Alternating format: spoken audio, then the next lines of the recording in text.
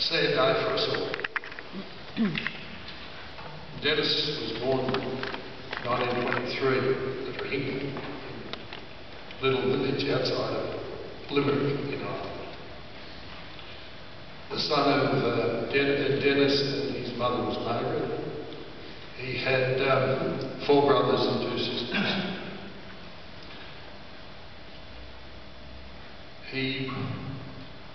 His father ran a farm, which from history tells us that a lot of Irish people ran farms, small farms, and a pretty tough life for people to raise families.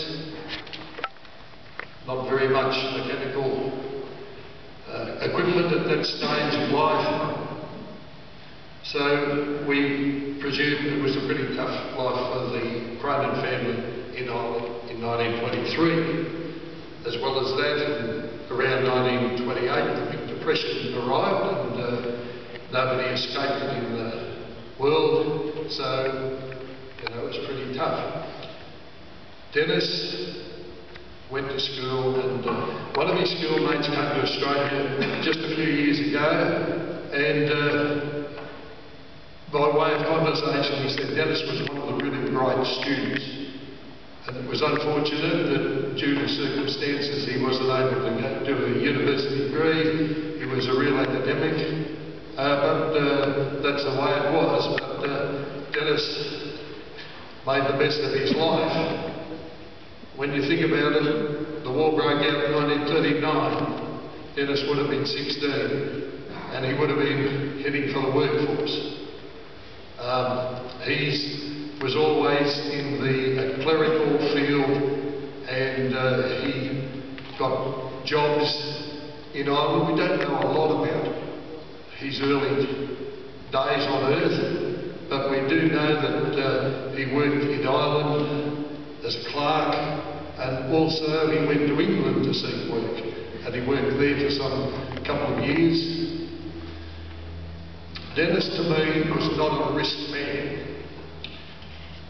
Wasn't a risk taker the way I look at things, but I can always, I find it hard to understand how a person like Denis takes a huge risk and just comes to Australia without any family here, without any friends here, got on the boat, arrived in Australia, had the names of some people to contact that may be able to help him, and he arrives here to seek work, to seek a new life.